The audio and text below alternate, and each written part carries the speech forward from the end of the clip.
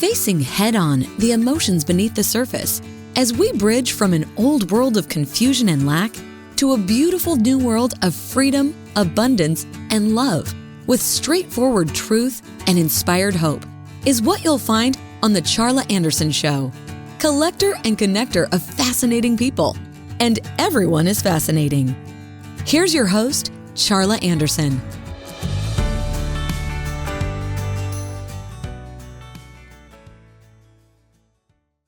Well, good, beautiful day, beautiful, beautiful souls. This is Charla Anderson, host of the Charla Anderson Show, collector and connector of fascinating people, and everyone is fascinating, especially you. So grateful you joined us today. We've got Dr. Brian Grossman, that is very similar ideas and mindset coaching and expertise to help us get through these crazy times. But first, before I introduce him, we're going to do this little 22-second mini vacation, this little breathing exercise, because I love to just breathe in calm for 7 seconds, hold for 4 seconds, and breathe out gratitude for 11 seconds. And we're just going to take a moment. So here we go. Let's bring it in some calm. Here we go. Hold. Release. Thank you, thank you, thank you, thank you, thank you.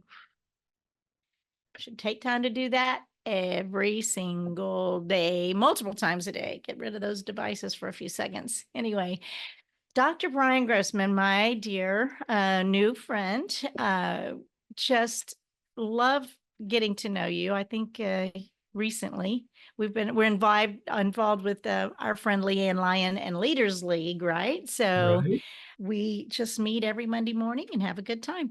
And I'm so grateful that you would join us because you have something incredible to offer. You're not only a PhD, you're you do so many variety of things. And I want you to, just tell us who you are in this world. Who are you in this world? And then we'll talk a little bit about what you do. So who am I? So I am Brian Grossman. I am a PhD in clinical psychology. I have shifted my career to coaching and speaking, and my whole view of the world or vision came in 3 thunderstruck moments. As a kid, I had a neuromuscular disorder and muscle weakness called myasthenia gravis.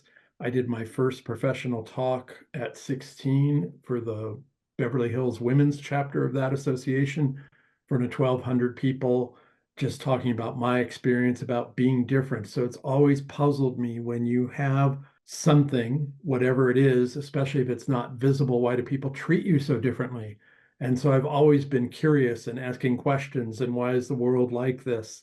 And then I ran into, actually, my rabbi's son was at our pediatrician's office when I was there, and he said, you keep coming here every few weeks, what's going on, blah, blah, blah. And he walked outside and with me and he said, we're going to figure out your life purpose right now. He says, what is the purpose of the Jewish people? And I said, be a light unto nations. And I don't know what that means as a teenager.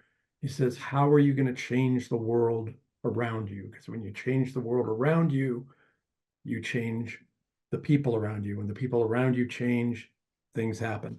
Then I knew I wanted to be a psychologist in high school, blah, blah, blah, switched careers to business training and consulting, went back into psychology, and my whole modus operandi was formed in my postdoc internship, helping underachieving kids. What's an underachieving kids? Kids who test well, they bring genius level scores and they're bringing home D's and F's. And I believe this. So if you get nothing else out of this call, I'd like you to just memorize this one concept. Master your emotions. Emotional mastery. You are not your emotions. You are not angry. You're not stubborn. You're not irritable. You're not frustrated. You're you. And you have special gifts and talents. And when you become a master of your emotions, you're able to control things instead of being a ping pong ball reacting to people and events. You get happier, less stress, more productive, better relationships at work and at home, or at home, more importantly, and at work. And so I coach a system that helps you block out all the negative noise.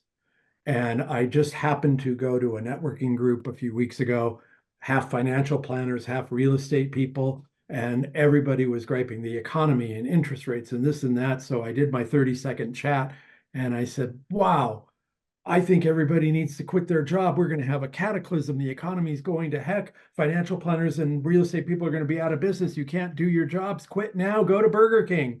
And they're all looking at me. I said, or control what you can control. What makes you different from everybody else in the room here? Because you all bring different talents. And I have a process proven through Stanford University. Just a few times practice a day will help you block out the negative noise and master those emotions. So let me give you an example. One of our negative emotions is the controller. So right now, if you're watching on Zoom, I could say, Charla, I need you to turn around. The book on your right-hand side is a 1/4 inch off and you need to move it 1/4 inch. Otherwise, I won't be able to continue the interview. So the controller needs things to be done their way with everyone around them. And that's a lot of stress and a lot of pressure. And I, of course, had a very high controller score when I went through the program. And when I lowered the controller score, lowered the hypervigilance score, lowered the pleaser. What's the pleaser? You're helping everybody. I'm in the helping profession, but I never asked for what I wanted or what I need. And I was angry that no one did. When I started communicating, I wonder if, and it seems like, and I'd like to know, my relationship with my wife changed. My relationship with my grandkids and stepdaughter and son-in-law changed. It's positive. I ask for what I need and we have discussions. We don't argue, and you can have the same thing. It's a process. So that was a lot. Master your emotions. And before we really get involved in conversation, you can all write this down: info, INFO, at drbrian, BRIAN, speaks.com, info at drbrianspeaks.com. Whenever you're listening to this conversation, email me and I will send you a special report on lowering your saboteurs and take some action steps immediately.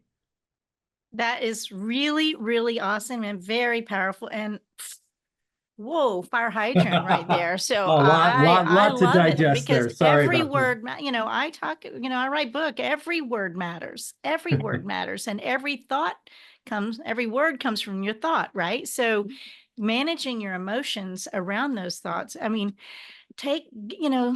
what if you just said, isn't that interesting? Or we have different sources of information. Instead of taking offense to everything, your happiness quotient goes up. Outrageously optimistic. And I feel like, there's so many beautiful things going on that because I have that mindset, I don't attract very many of the ugly things. I know they're out there. I'm not being naive, but it doesn't have to like penetrate my world. So that was a lot of good stuff in that first couple of minutes there. Wow. Sorry about that. No, So I love it. No, don't be sorry. I think this is why we're here. You and I have this, change your worlds, change your life, 31 daily practices. I mean, everything, every word matters. And so you have a program that will help people because it's not innate. We're not taught that.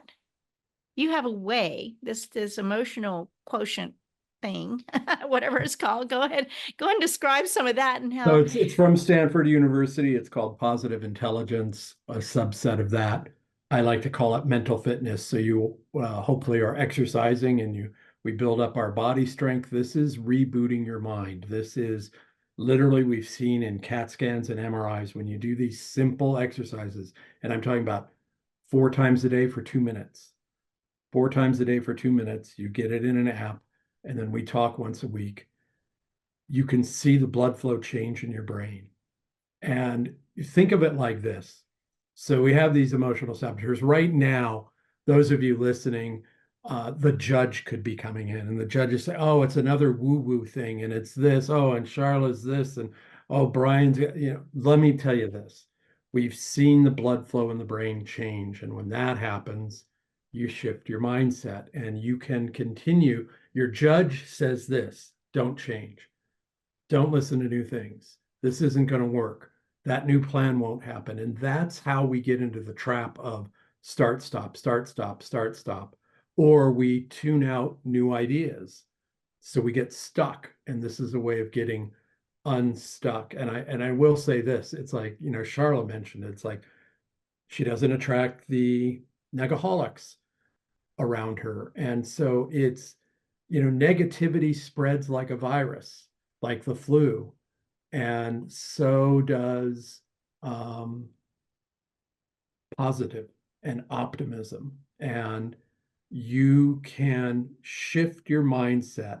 So simply put, what is the coaching I do? You can't control the outside world. So this is handle life's curveballs with a positive mindset.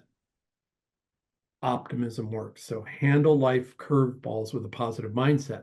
However, it's really the rewiring of your mindset to let go of these saboteurs that impact us, that have been ingrained for years. And so with daily practice over a period of a few weeks, you begin to shift that. Now, the cool thing is, backed by 200,000 people in research at Stanford University.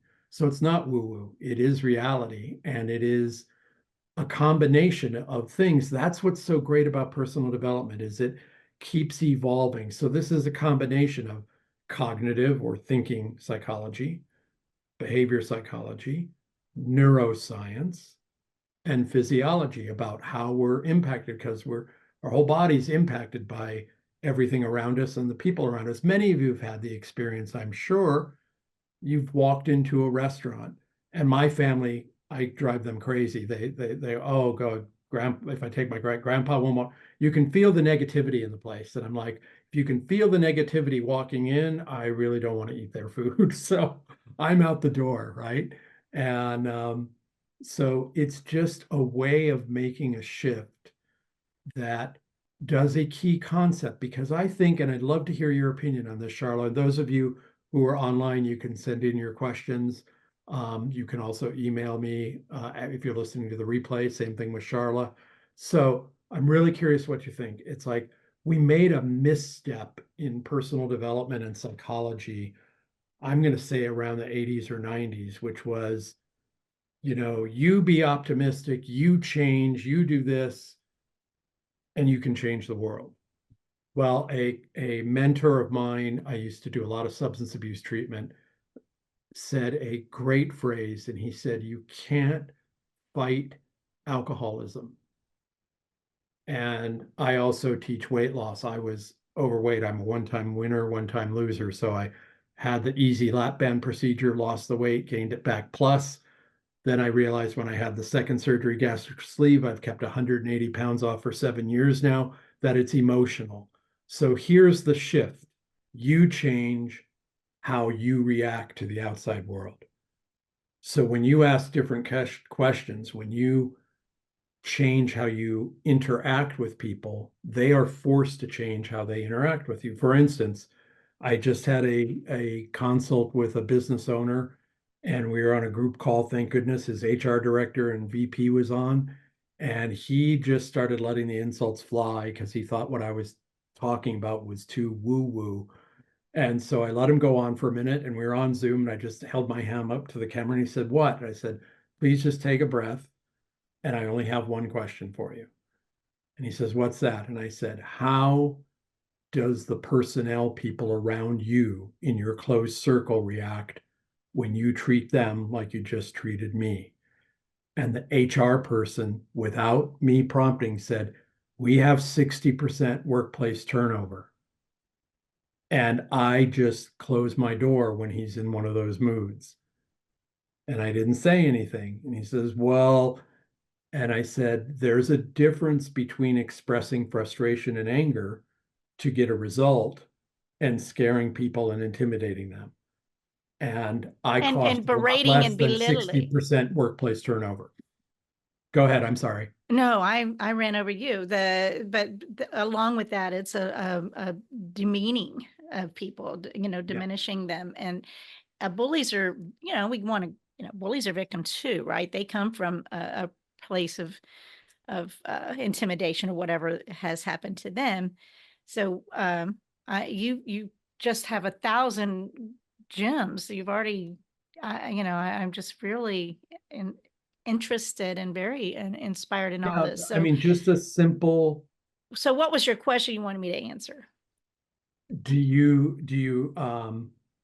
you find that one, negativity spreads, and two, that we did make a mistake earlier in personal development? It's like, I can't change the world. That's too much responsibility.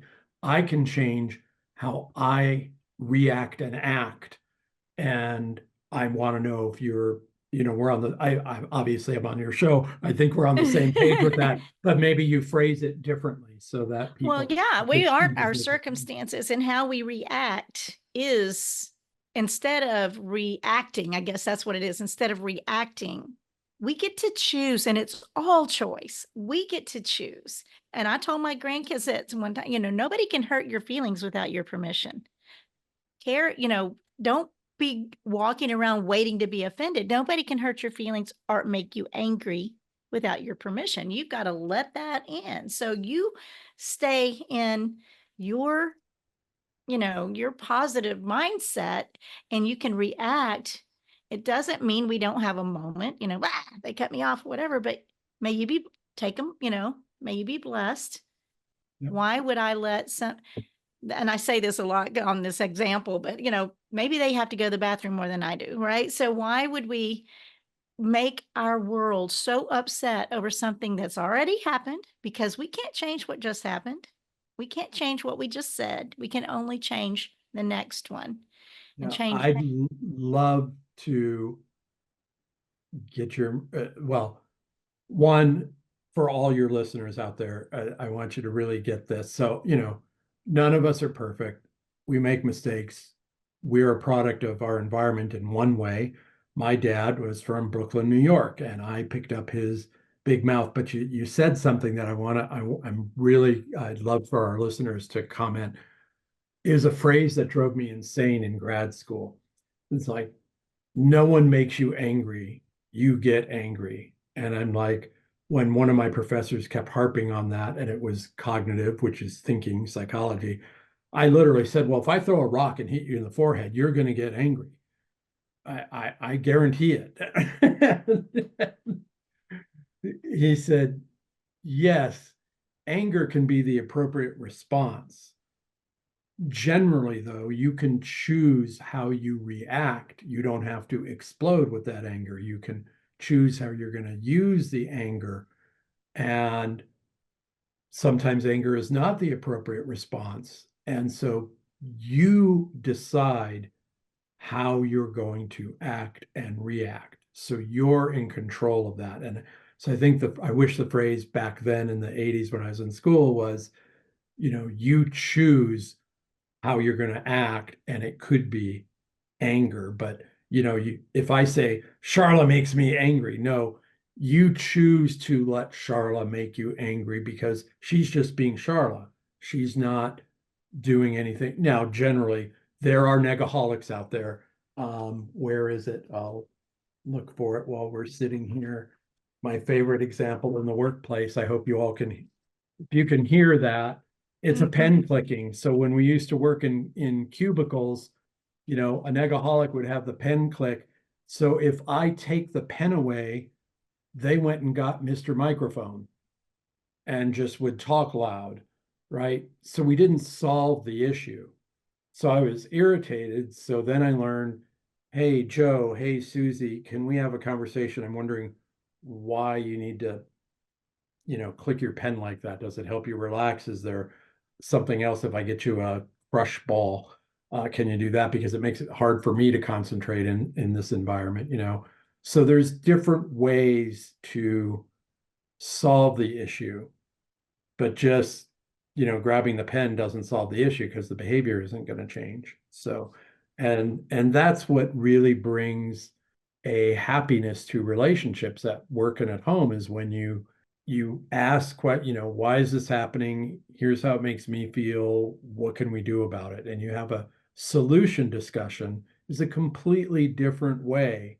And then, in the workplace, I don't have time for that. It's like, Well, if you have time for 50 or 40% workplace turnover, you have time to have a quick conversation, to, listen to your employees. And, do we get out of patients at home? Do we get on each other's nerves? Yes. But it's important to take the time to check in and have these conversations about how you want to approach what's coming. And when you do that, you optimize and you're happier. Exactly. So one of the little stories that I had, 31 daily practices in my split second transformation book, but one of the and this was not a split second perhaps, because I had a split second transformation from bitterness to joy. It can be done. It is done all the time. And then you change your words, everything. You speak, what you say after I am is who you are. I am. It's the God in you. I mean, I am angry. Well, change your word. I am tired. Well, unless it's bedtime, are you? Do you want to just say I'm what if you say I'm refreshed? What if you say I'm energized? I'm pumped? You think you're lying to yourself, and the negatives people out there will say you're lying to yourself. I'm like, try it. Your energy does shift. And if it doesn't do a whole lot, but a little bit incremental, but you're not going to get less tired by saying it. But one of the stories I wanted to say in there, and this is something I don't think I've told on my show. I repeat a lot of my stuff because it's so consistent. But one of the managing ways, and I had decided to start buying a stuffed elephant for a wedding gift, and then print out the little story and as a part of a wedding gifts. And it's like, what if when that first feeling of resentment starts, that's when you go, what's going on? And if there starts that first bit of a resentment and that builds and you don't deal with it, and then they come in and you blow up, they come home from work and you're like, they hadn't been thinking what you've been thinking all day. So anyway, so I found this trick to be kind of fun to actually have the story. So there's something going on. And what if we take this stuffed elephant and put it on the coffee table or on the bed or wherever you want to have a conversation? That's a sign that they know that there's some conversation needing to come up, right? And they might be worried about it, but then you can pace yourself. You can choose when the right time is and going, hey, I see the elephant in the room. Right now I'm too wired, but can we talk about it later? And to me, that is a very practical way to start building relationship conversation. I love that. That's a great idea. That's a great idea. But it goes along with what you're talking about. We get to choose our reaction. And so often those little resentments that don't get discussed and all of a sudden get blown up, then all of a sudden he's a bad person. Not that he's a bad person, instead of we just haven't talked. Right. Right. And, if you're in a relationship, checking in is crucial. It's like when we get wound up in ourselves and we don't check in, then you're quote unquote surprised by things. So if you keep checking in and you keep sharing plans and talk about where you're going and where you're headed and how you're going to get there, less emotional tumult and surprises and more being on the same page, which lends itself to happier relationships. So, I mean, I went off track right there, but another piece of this little book, and I don't always talk about my books, but for some reason it's the same concept, right? We get to choose our words. We don't always choose our thoughts. We can choose our reactions and our words. So preferences is another great concept in a relationship, because it's most of the time we're upset about something.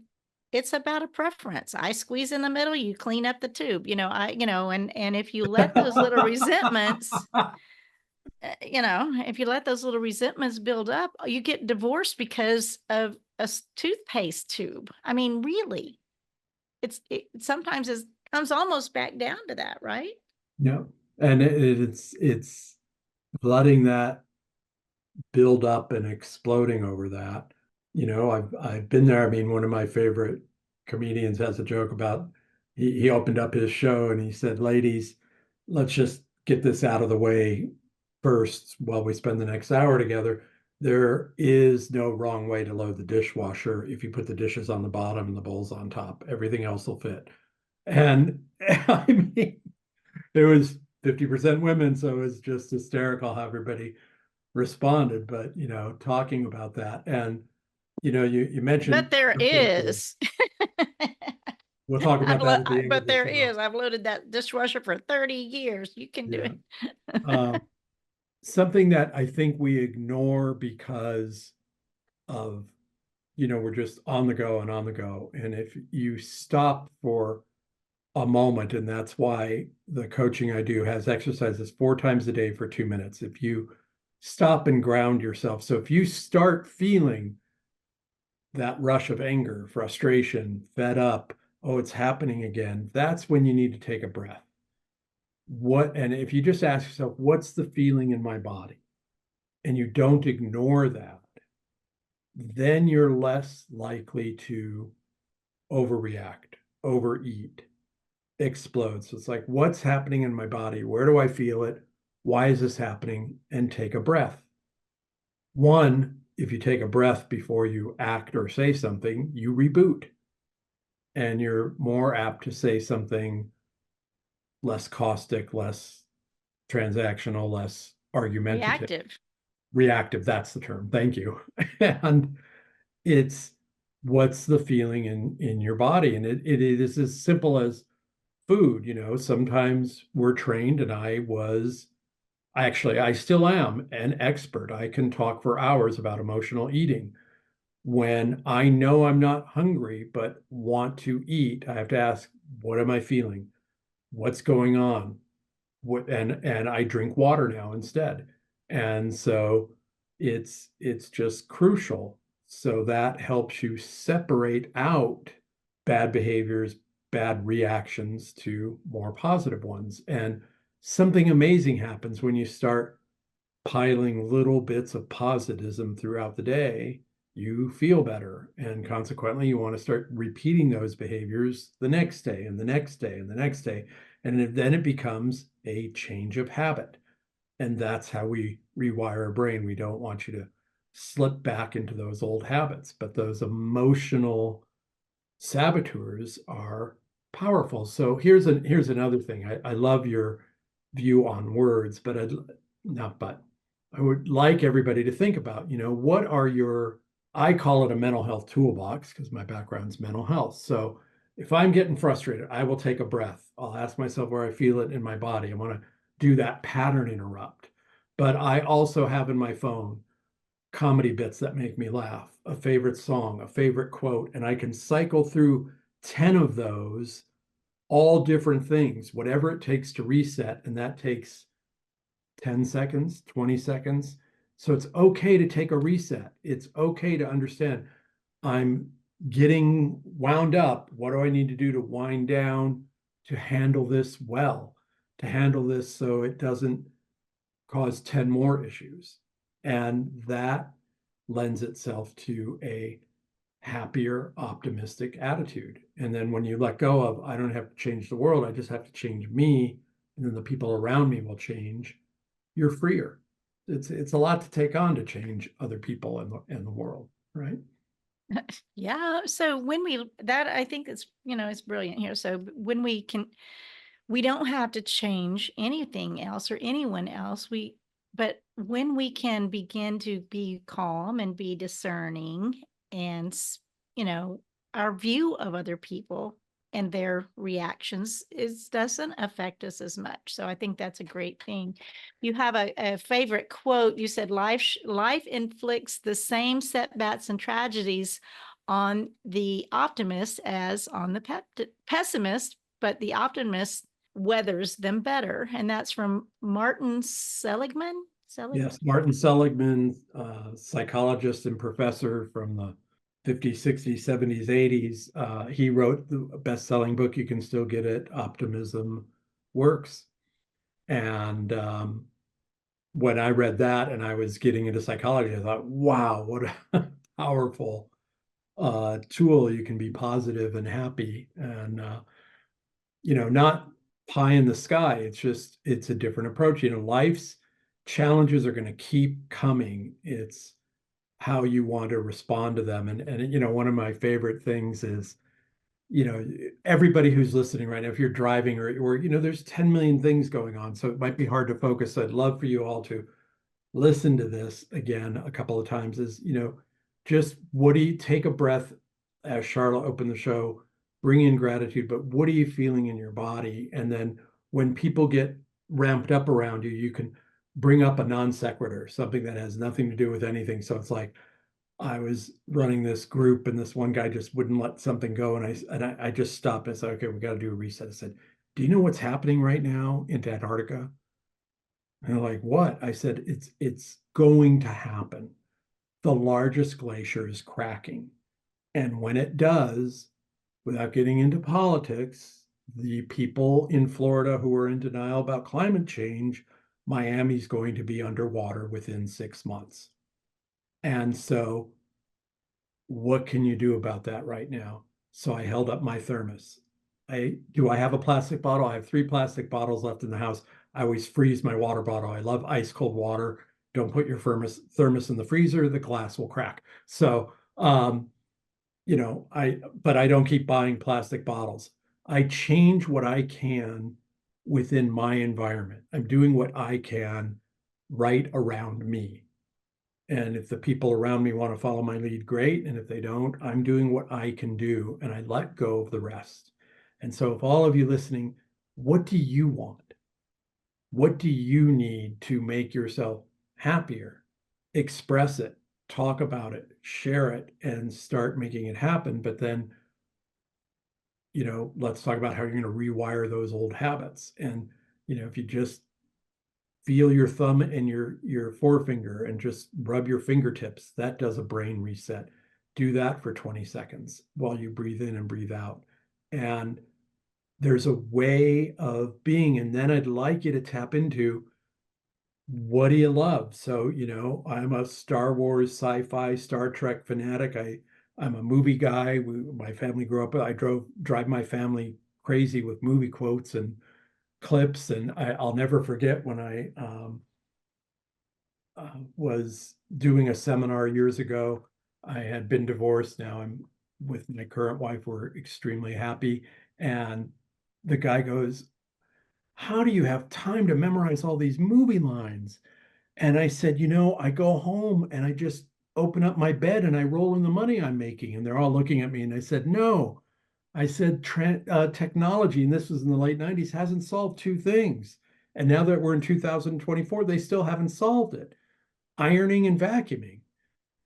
Yeah, there's a Roomba, but it doesn't do it thoroughly. So when I'm vacuuming, when I'm dusting, when I'm ironing, I have a favorite movie on in the background. I don't have to pay attention to it, but I hear the lines over and over and over. And then when I'm doing a conflict resolution seminar, I could just draw from something from Star Trek. And, that's the director controller personality or the type A, and if you can laugh while you're learning something new, you lower the tension and you absorb it. And that's what I love doing, is making people laugh and light up.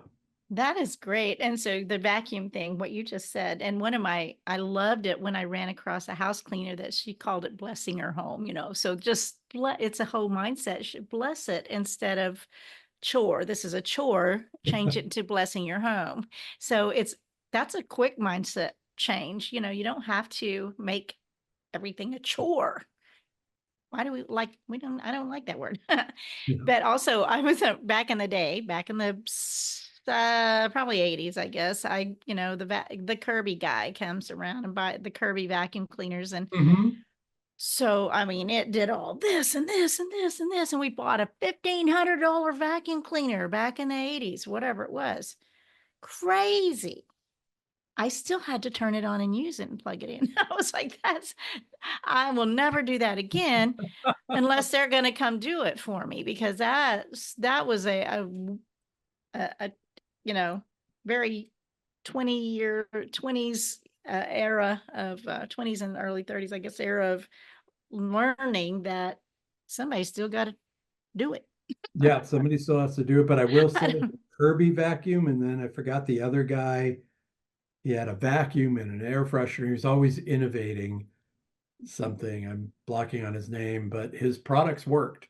And we had a Kirby vacuum for 15 years. So, and with two older It brothers was and four so dogs, heavy. it was a workhorse. So I'll give him credit for that. But you're right. I still have mine, by the way. Not that first one, but the second one in it. You still have to take the action. So that's a very important reminder. You've got to Somebody still got to turn it on, plug it in, turn it on, and do the work. Yeah. So, and so again, just a quick reminder before we run out of time, if you'd like a free report on emotional saboteurs and how they impact you, email me directly, info at drbrianspeaks.com, BRIAN. And some of you are going, well, why can't I go to your website and just download it? And you could, except there was a hiccup with my website and I hit the wrong button. And this is a great example of a saboteur. My avoider saboteur could have said, I need to email Charla 15 minutes before the show and say, I can't do it because I don't have the download report. But all of you have info or email me, info at drbrianspeaks.com, and you'll get your free report. And in a few hours, I will figure out how to fix my webpage because I want to do it myself rather than have somebody else because do you it for can. me. So So that way I learn, right? And so, when a hiccup happens, you don't have to avoid. Just own up. Should I have done this a week ago? Probably. I didn't. I did write the report. I did put a cool graphic. You'll be wowed just from the graphic, I'm sure. It's my initials. It's going to blow you away.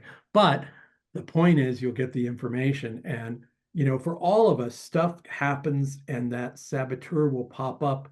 You don't have to avoid. Just face up, face the music, get through it. People have more respect for you, and you'll be optimized, happier, healthier, for heaven's sakes. Yeah. Of course. And so drbriangrossman.com is your website. And I'm sure that it'll be, by the time most people hear this, it would be working, but it's DRBR Brian with an I, BRIANGROSSMAN.com. And I always like to try to spell things out because Yep. hard to. Brian is a tricky one. Charla's a tricky one. We got some names that can be construed differently. Yep. So what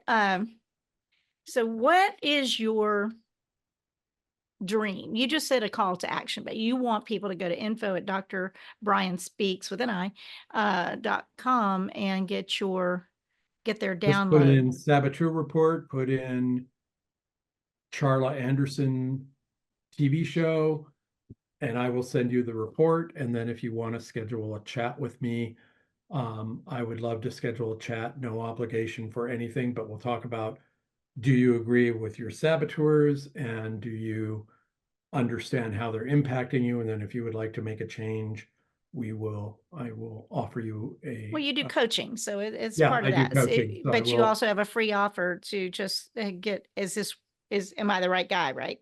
So right. Would you define saboteur? I'm not sure everybody understands what that is. So what is a saboteur? Sabotage is a way of where we keep making a same mistake over and over, or we unconsciously, purposely stop our progress. So if you think of kids, you've probably had your kids come home and say, oh, by the way, mom and dad, I need to build a lava volcano tonight because it's due tomorrow, when they've known the information for weeks, right?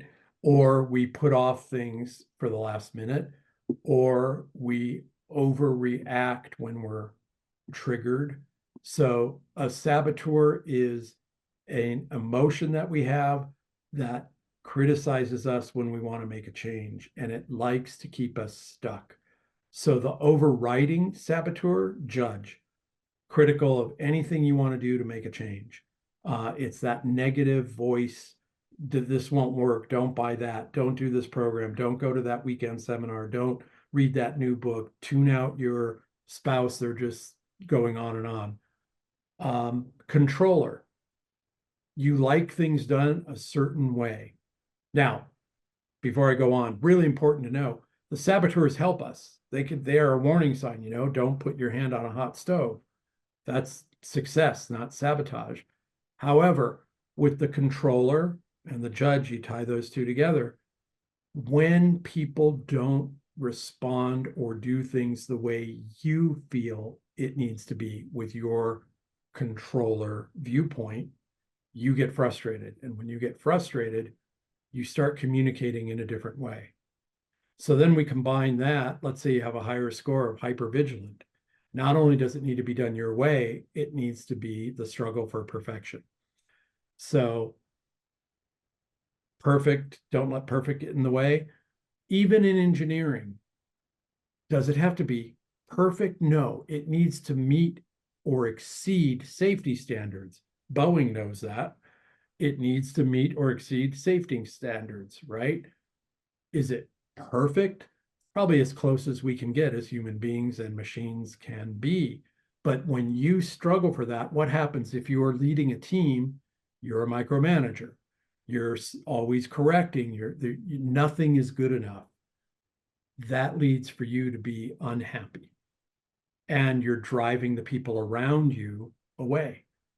So there's judge, there's hypervigilant, there's controller, there's victim. All of you, if you're listening to this, victim, we feel sorry for ourselves. We want sympathy. We want attention. If you want the single greatest scene in movie history that will identify the victim role for you, is go to YouTube, type in Moonstruck bakery scene.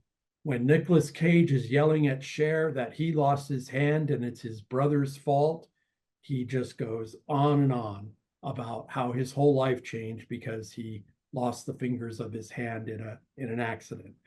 And you can keep harping on that same issue and let it carry through your life. Or the victim role really harms us as a saboteur. We get stuck and we want people to keep saving us. And over a period of time, people are not going to want to be with you, right? My kind of second favorite one. So when I took the quiz, high in controller, hyper vigilant, pleaser. I'm in the helping profession. I want to step in. Well, sometimes people don't want you to step in. Ask first. But also I became irritated and angry because no one would ask me. Well, no one asked me.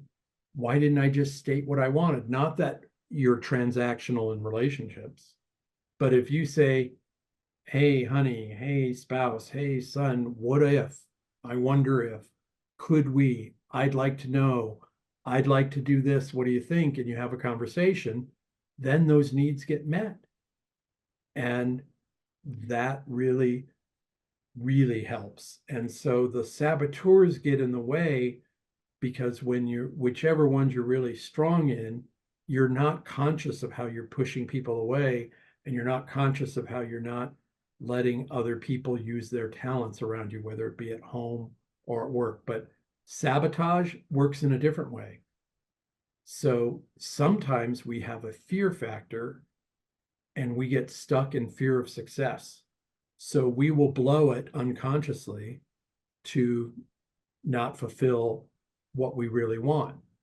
So it happens so often, I believe, in so many ways. So where we self-sabotage, but one of the things that people, we're talking about the voice in your head. This is basically who these characters are. These saboteurs, they're characters that are always, they will never, ever, ever, ever, ever say, oh, that's a great idea. Go try something new. They will only keep you in what they already know. So you cannot move forward into something new unless you can quiet these guys down.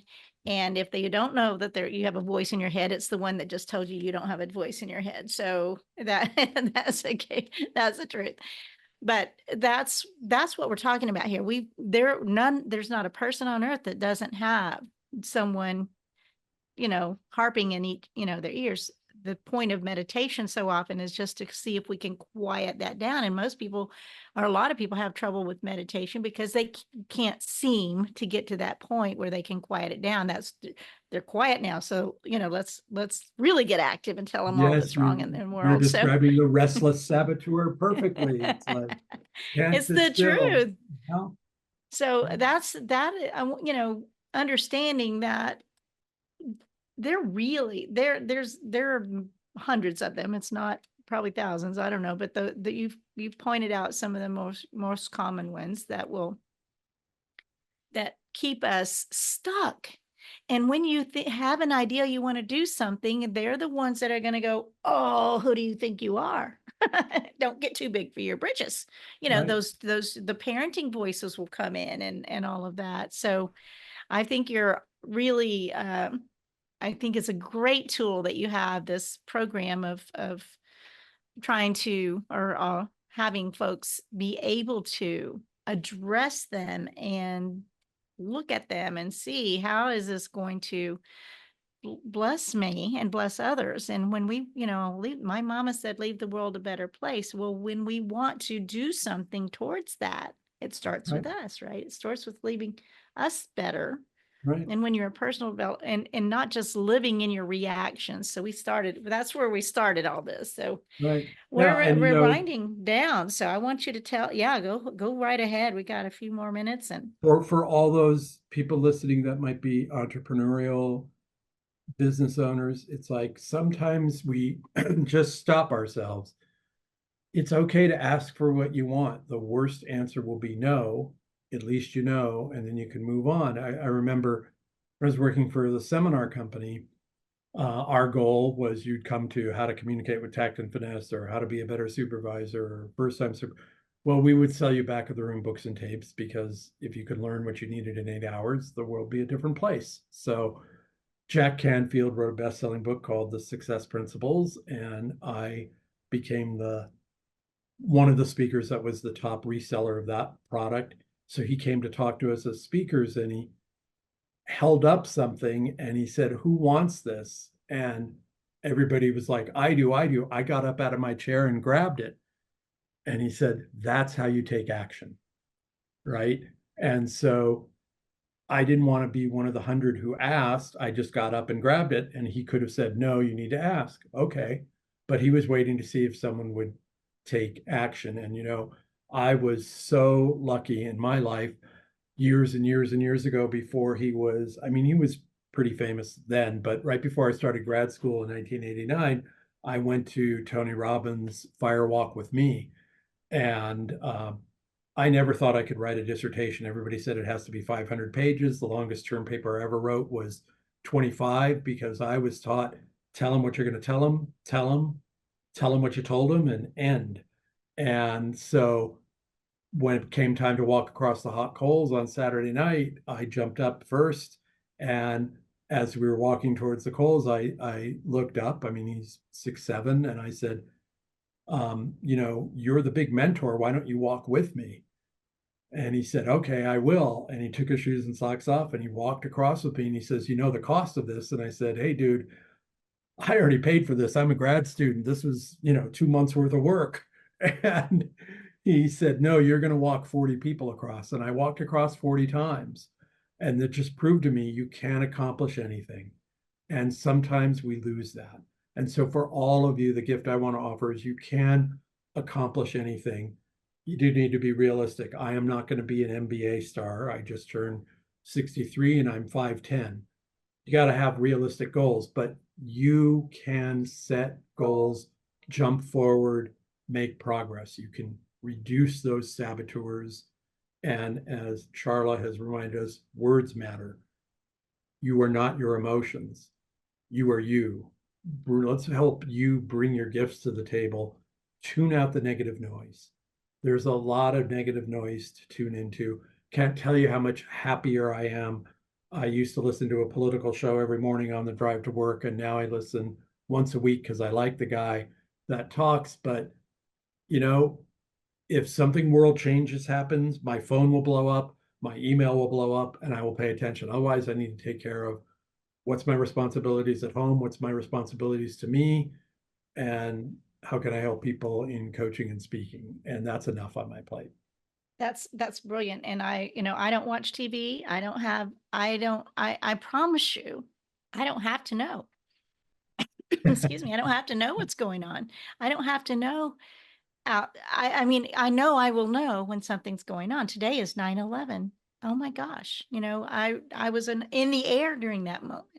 And Yeah, many of us will never forget. I was in Allentown, Pennsylvania doing a training seminar, but here's a funny one. So I like to do a little shock value. So people say, well, when did you meet your wife? I said, oh, it's the best day of my life. It was 9/11.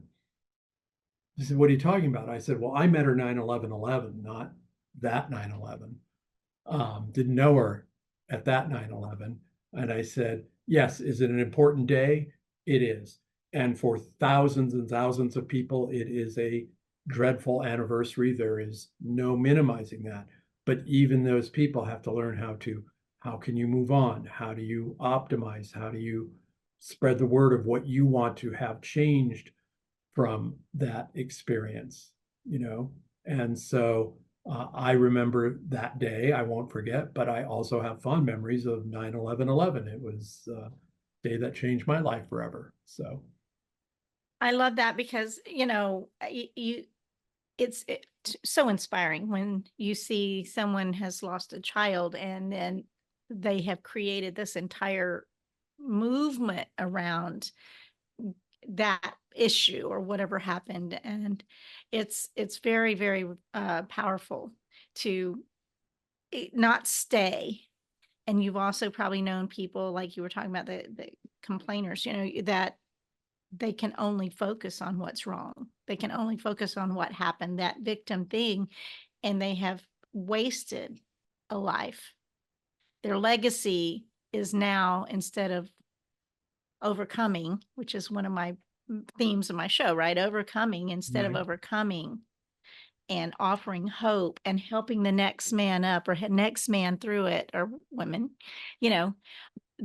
they get stuck, and nobody wants. I've said it several times. Stop it. Right. Stop. Nobody cares. I mean, it's the truth. I'm sorry. Right. We care for a while, but then, well, do it or don't. Do something. If you can do something about it, absolutely take action. If you Right. can't do something about it, then do something else. I mean, Right. our philosophies are very simple. We just got to get over Yeah, ourselves. no, you gotta tune out the noise, and it just reminded me of something else. So it's like I was working at a substance abuse clinic, and in Palm Springs we had this horrible, I'm going to call it a hurricane. Mud and water came pouring over the mountain and the freeway, and the street my clinic was on was, if you picture every house halfway up the doorway covered in mud, sludge, water. And, the mayor came out and said, we'll get to the side streets in a couple of weeks. And when my boss called me at like 3 a.m, he said, dude, don't come in. You can't even get to the office. And I said, well, I was going to wait till 6 a.m. to call you. A boulder from another mountain is on the Yucca Valley mountainside, and the Army's coming to cut it in half and move it. I can't get there anyway. But when I saw what was happening, I knew our state senator and state assembly people were former first responders. So I didn't email. I called the office and I said, this is what the mayor said. We've got our place, an autistic home, a hospice, a daycare facility, and a senior care. We need help right now. And within 12 hours, Home Depot donated the little Bobcat, the things with the big shovel things in front.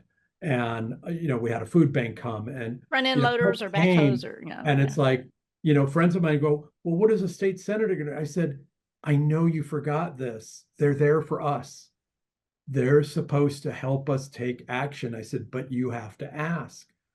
And if you ask, I want all of you to if you just, again, not transactional, but, ask your family, hey, I'd like to try this, or I wonder if we can do this differently, or what do you all think of this? state it. You will be happier, and you'll reduce that negativity, and you'll tune out all the negative noise. I mean, the world, we're all connected, and the world, most of us want to get along, share things, raise happy kids, get good education, have less drama and crime. And that's what we all have, those shared values. And we get, if you tune into the news, all you're going to hear, it hasn't changed since I was a kid, which is if it bleeds, it leads. And it's like, that hasn't changed. And it's like, happiness, choose optimism, choose happiness, and you can do it. And I want to help you get there. And so does Charla. We're here to help you be change agents of, it's easier to have a life of happiness. It just is. Change, choose happiness, choose optimism, you had that in your, another one of your quotes, choose happy. I mean, It is all choice. Every single thing you think things are happening to you, but things are happening. You get to choose how you react. So that's the bottom line, really. So we're out of time. I love having this conversation. I talk about these things, this type of thing all the time, because it's my mission to just love. And we talked about purpose. You don't have to, and in this tiny little book, Candy Bar Hugs, it doesn't take much to make a difference. What if you don't have to go, searching for your purpose? What if your purpose is how you treat the person right in front of you? What if the person, what if you just be a good person? Be kind, do the right thing, always take the high road, and it turns out it's really the golden rule, right? But if you do the things that matter, just do the right thing. And instead of focusing, this scammer did this and this, the evil, the bad. I'm like, honor. What if you, instead of, well, they're cheating me out of this and that. And I know, but what they didn't honor their word. Honor is integrity. Honoring your word is integrity. Honor. Right. And so I'm throwing out a whole bunch of stuff we could spend another couple hours on, but it's time. We got to shut her down. And I'm so incredibly grateful that you joined me.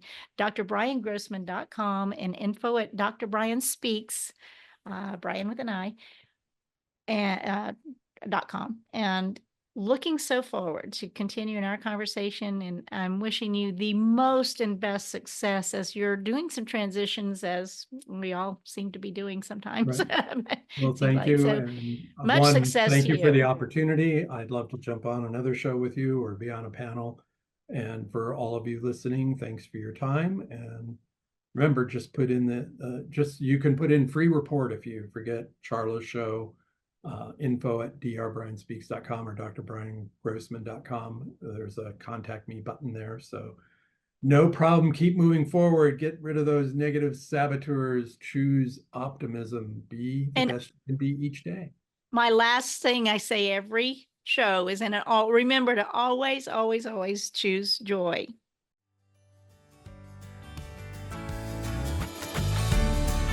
Parting is such sweet sorrow. The Charla Anderson Show, encouraging you to stand strong and courageous with bold faith, no fear, immense hope, kindness, and love, especially towards yourself. Visit CharlaAnderson.com for replays, blogs, and more on her ever-expanding website, as well as watch her live TV show on WinWinWomen.tv, Roku, Apple TV, and Amazon Fire. And so that we can continue learning together and growing this community of beautiful souls, we invite you to share the Charla Anderson Show with your circle of friends. Until we meet again next week, remember always, choose joy.